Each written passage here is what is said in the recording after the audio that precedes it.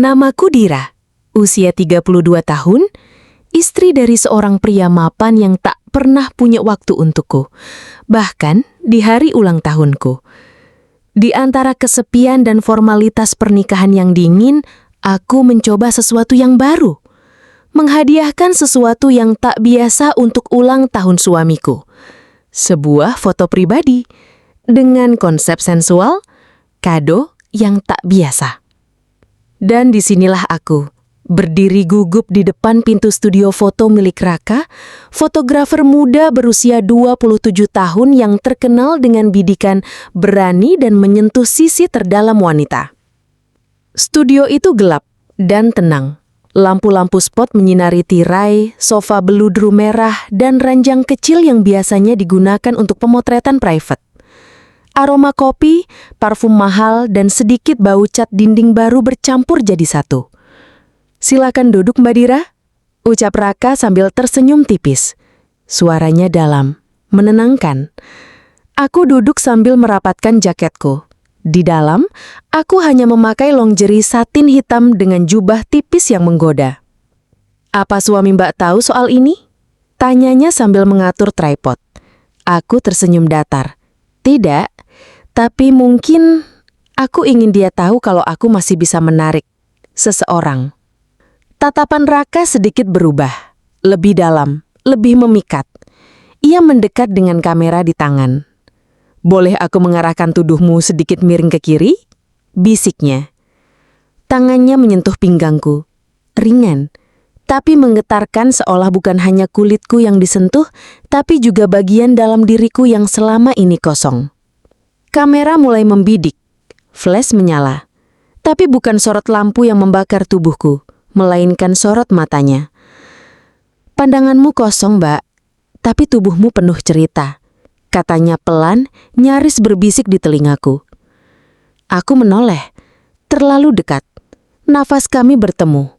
Dan entah siapa yang lebih dulu memulai, bibir kami saling menarik. Pelan, dalam, berani, terlarang, tapi terasa benar. Tangannya melepas jubahku perlahan. Lensa kamera masih menyala, tapi aku sudah tak peduli. Yang ku tahu, malam itu aku bukan hanya difoto. Aku dilihat sebagai wanita, bukan istri. Dan untuk pertama kalinya, aku hidup dalam potret yang ku tahu tak akan pernah kuberikan pada suamiku. Potret itu untukku sendiri, dan mungkin untuk Raka. Studio itu sepi.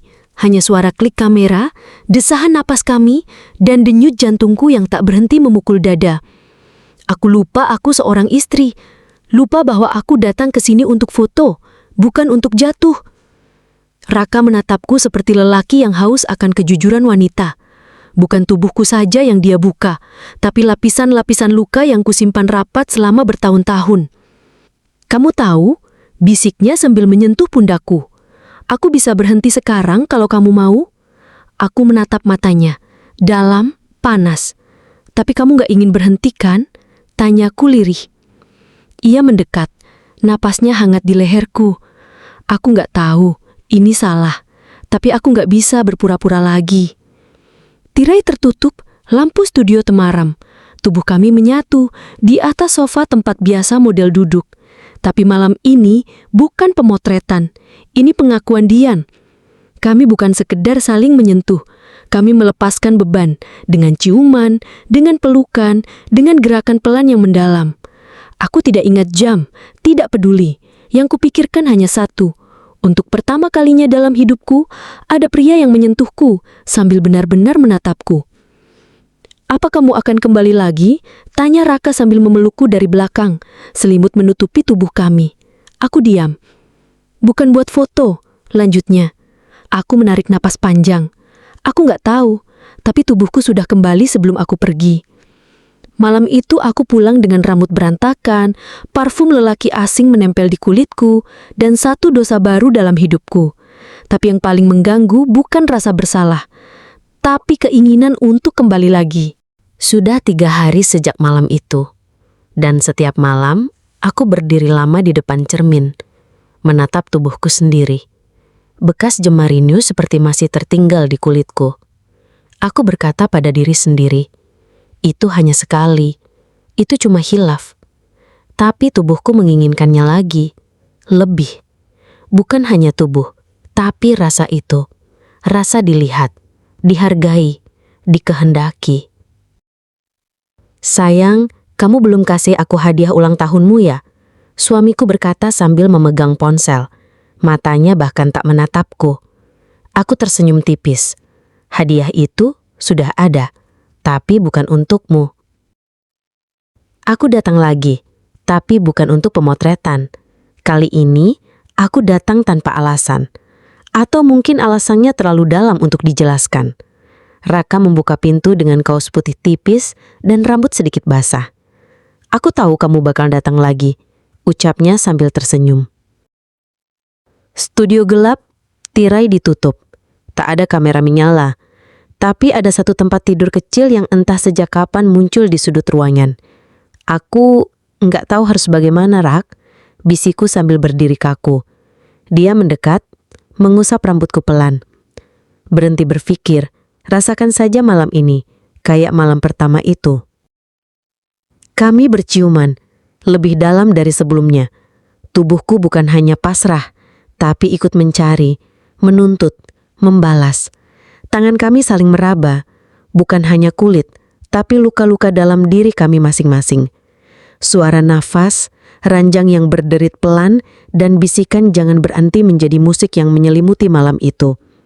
Aku tenggelam, bukan dalam dosa, tapi dalam perasaan yang selama ini dikunci rapat oleh gelar istri yang setia. Aku nggak bisa menjanjikan apa-apa, ucapku sambil menempelkan kepala di dadanya. Dia juga nggak minta dijanjikan apa-apa. Hanya, datanglah ketika kamu ingin diinginkan. Di dinding studio itu, potret diriku masih tergantung. Tapi tak pernah dicetak. Karena potret itu bukan untuk dunia. Itu rahasia antara aku dan dia. Potret seorang wanita yang akhirnya mencintai dirinya sendiri melalui pelukan orang lain. Dira, suara hati. Malam keempat, aku berdiri lagi di depan cermin, mengenakan dress hitam tipis tanpa bra, rambut disanggul malas, bibir merah gelap. Bukan untuk suamiku, tapi untuk lelaki yang bahkan tak pernah menanyakan statusku lagi. Karena di antara kami, hanya ada tubuh, rasa, dan diam yang bicara. Studio Raka, jam 22.17 WIB. Studio sudah seperti tempat rahasia, pintu tak pernah dikunci, lampu menyala lembut. Begitu aku masuk, Raka sedang di belakang kamera, memotret model lain. Dia menoleh, mata kami bertemu, tatapannya tajam, penuh kepemilikan. Model yang sedang dipotret langsung kehilangan pesonanya, karena aku sudah kembali. Setelah model pulang, aku tadi lihat kamu dari balik lensa. Kamu berdiri diam, tapi aku bisa rasakan kamu menginginkanku, ucap Raka sambil membuka bajunya perlahan. Aku bukan ingin, aku butuh, jawabku pelan. Kami tak langsung menyentuh. Kami menatap, panjang, dalam. Hingga hanya suara napas kami yang terdengar dan bayangan tubuh kami di dinding jadi satu. Adegan klimaks, emosi dan tubuh menyatu. Tangannya meraba leherku, turun ke bahu, lalu perlahan membuka resleting gaunku. Gaun itu jatuh ke lantai dan dalam satu tarikan, tubuhku ada dalam pelukannya. Hangat, kuat, dan benar. Kami jatuh di atas matras studio. Tubuhnya menjelajahi setiap sudutku seperti sudah hafal. Tidak terburu-buru, tidak liar, tapi dalam, seperti membaca buku yang isinya hanya kami yang tahu. Namaku seringkali dipanggil orang, tapi malam ini aku ingin cuma kamu yang memanggilku, bisikku saat dia mengunci jemari kami. Raka, malam ini kamu bukan milik siapapun. Hanya aku. Setelahnya, dialog pelan di tengah sisa napas.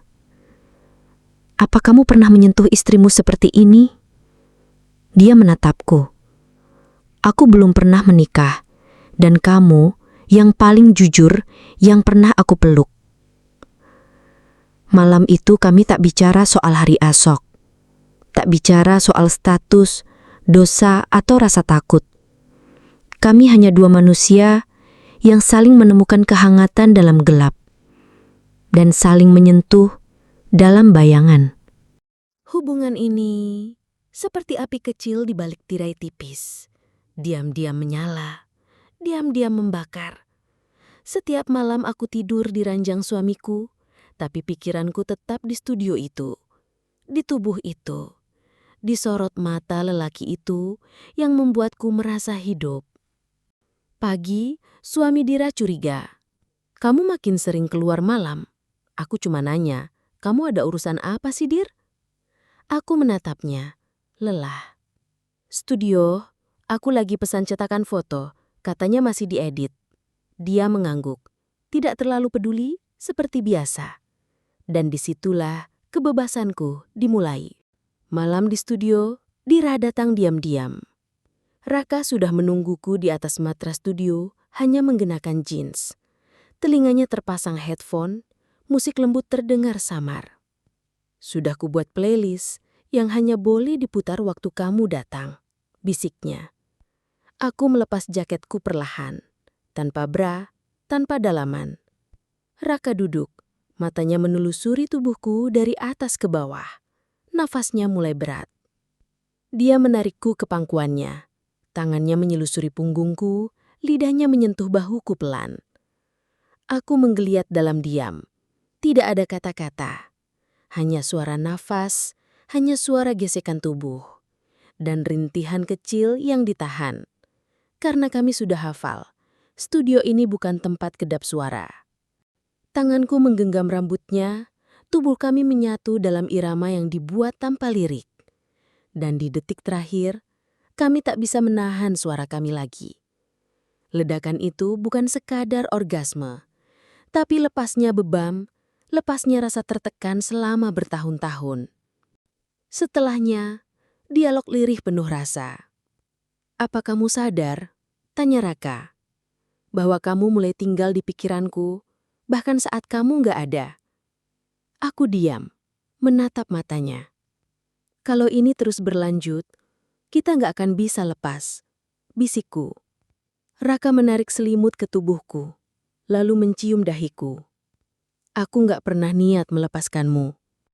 Malam itu, aku menangis. Bukan karena rasa bersalah, tapi karena untuk pertama kalinya aku takut. Takut kehilangan. Bukan suamiku, tapi lelaki di studio itu yang membuatku merasa diinginkan tanpa harus berpura-pura menjadi istri sempurna. Ada dua jenis ketakutan dalam hubungan terlarang. Yang pertama, ketahuan. Yang kedua, kehilangan. Dan malam itu, aku merasakan keduanya dalam waktu yang hampir bersamaan. Pagi itu, saat aku keluar kamar mandi, suamiku sedang membuka laptopku. Ini siapa? Raka Pranaya. Kenapa ada file foto kamu setengah telanjang di folder edit pribadi? Jantungku berhenti sejenak. Aku minta difoto buat hadiah kamu, tapi belum selesai. Itu cuma sesi pemotretan. Dia memandangi fotoku diam-diam, lalu menatapku. Kenapa ekspresimu kayak kamu lagi dicintai? Aku diam. Tidak bisa bohong, tidak bisa jujur. Dan untuk pertama kalinya, aku tahu. Dia tahu. Studio Dira datang gemetar. Raka langsung tahu ada yang salah. Aku ketahuan, bisikku. Wajahnya berubah. Bukan takut, tapi tenang. Kalau dia tinggalkan kamu, aku di sini. Aku nggak takut ditinggalkan. Apa? Aku takut kamu yang pergi. Raka memelukku erat, lebih erat dari biasanya. Malam itu, kami bercinta. Seperti itu yang terakhir. Tidak terburu-buru, Tidak panas, tapi dalam, lembut. Tubuh kami menyatu dalam pelan dengan air mata yang jatuh diam-diam di pipiku. Aku pengen ninggalin semuanya, Rak, tapi aku takut.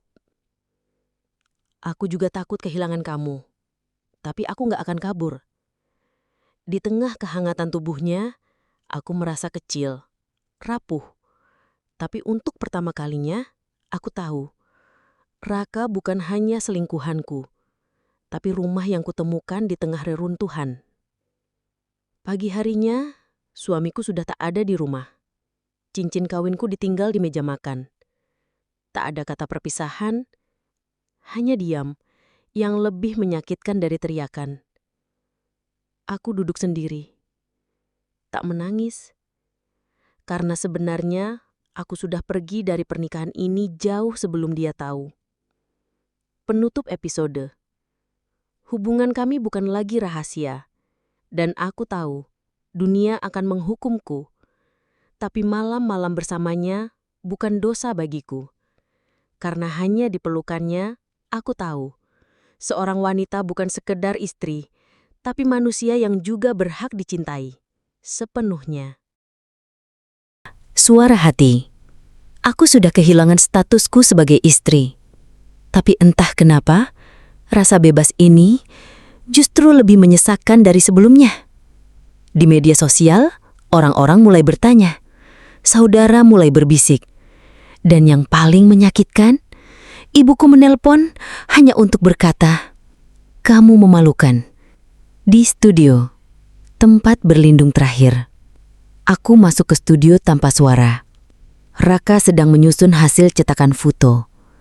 Tapi wajahnya langsung berubah saat melihatku. "Mereka mulai menyerang kamu juga ya?" Aku mengangguk. Aku cuma ingin istirahat dari semuanya. Dari kata istri, dari wanita baik, dari perempuan jalang. Raka menarikku ke pelukannya. "Di sini, kamu cuma Dira. Perempuan yang aku cintai. Gak lebih, gak kurang." Malam itu, adegan penuh cinta dan perlindungan. Kami tak bercinta malam itu. Kami hanya berbaring, telanjang, tapi tak bersentuhan. Hanya saling menatap, dalam diam. "Kalau nanti kamu ingin pergi, aku akan paham. Kalau aku ingin pergi, aku gak akan simpan semua fotomu di bawah bantal." Jawab Raka sambil tersenyum kecil. Aku tertawa sambil menangis. Tangis yang campur aduk antara rasa bersalah dan rasa dicintai. Esok harinya, Raka ambil langkah besar. Raka memposting salah satu fotoku tanpa wajah dengan caption, "Cinta tak selalu datang dari jalan yang benar, tapi kadang yang datang dari jalan paling gelap justru yang paling jujur." Komentar netizen meledak. Tapi Raka tak peduli. Dia berdiri bersamaku. Di saat semua orang menjauh. Penutup episode. Cinta kami mungkin salah di mata dunia. Tapi di matanya, aku tak pernah jadi wanita yang harus disembunyikan. Aku bukan selingkuhan. Aku adalah cinta yang datang terlambat. Setiap notifikasi ponsel seperti peluru. Setiap komentar di media sosial seperti pisau. "Perempuan murahan, selingkuhannya anak muda, pantas aja suaminya ninggalin." Aku membaca semuanya, tiap kata menyayat. Tapi tangan Raka yang menggenggamku malam itu jauh lebih kuat dari semua luka itu. Studio Raka berubah, bukan lagi ruang kreatif, tapi rumah sementara kami. Kami tidur di matras, makan mie instan, tertawa di balik tirai tertutup, menangis saat berita infotainment mulai mengendus identitas kami. "Kalau kamu mau mundur, aku bisa pergi," kataku lirih sambil menyender di bahunya. Raka menatapku. "Kalau kita mundur sekarang, semua rasa yang udah kita bangun jadi sia-sia." Ibuku datang ke studio, marah, menangis. "Ini yang kamu pilih, pria yang bahkan gak punya pekerjaan tetap. yang cuma bisa telanjangin kamu di depan kamera. Aku menangis di hadapannya. Tapi untuk pertama kali, aku tidak minta maaf. Aku bahagia, Bu, dan aku bukan anak kecil lagi.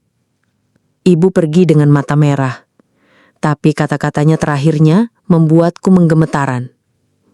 Suatu hari, kamu akan menyesal. Malam itu aku duduk diam. Nafasku sesak. Raka datang dari belakang, memeluk, mencium leherku. Jangan dengerin mereka. Lihat aku. Rasain aku. Dan malam itu, aku menyerah lagi. Bukan karena lemah, tapi karena dipelukannya, aku bisa bernafas. Tubuh kami menyatu dengan lebih liar dari biasanya. Lebih bebas, lebih penuh kemarahan dan cinta. Kami tak peduli siapa yang akan menonton. Dunia boleh mengadili, tapi kami bertahan. Pagi itu, aku berdiri di balkon studio, membiarkan matahari menyentuh kulitku. Dan untuk pertama kalinya, aku tak merasa kotor. Aku merasa utuh. Cinta kami sudah tak bisa disembunyikan. Tapi dunia tidak memberi ruang untuk cinta seperti ini hidup terlalu lama. Hari itu, seseorang merusak studio Raka. Cat merah di dinding, kaca pecah, kamera dihancurkan, dan di bawah lampu studio tertulis pelacur dan bajingan kecil. Aku berdiri mematung. Tubuhku gemetar. Tapi Raka justru tersenyum pahit. Sepertinya ini akhir dari tempat kita bersembunyi. Raka mengambil kamera terakhir yang tersisa. Aku mau ambil satu foto terakhir kamu, Dir. Foto terakhir kita. Tapi bukan untuk disimpan. Bukan untuk dipajang. Aku berdiri di tengah ruangan. Mengenakan dress putih tipis. Tanpa riasan, tanpa pose. Hanya tatapan jujur dari seorang perempuan yang sudah lelah melawan dunia. Klik. Itu potret lahirku. Beberapa hari kemudian, kejadian tak terduga. Pagi itu aku mendapat pesan suara. Raka kecelakaan motor saat pulang dari tempat cuci cetak. Luka parah di kepala, dan ia tidak pernah bangun lagi. Aku duduk di kursi ruang jenazah. Di pangkuanku, amplop kecil berisi satu foto. Hasil jepretan terakhir Raka. Tulisan kecil di baliknya, "Kamu bukan hanya potret terindahku. Kamu itu hidupku." Aku menangis diam-diam. Tidak menjerit. Karena cintaku kini abadi dalam diam. Beberapa minggu setelah pemakaman, aku berdiri sendiri di studio yang sudah kosong. Menggantung satu foto terakhir itu di dinding,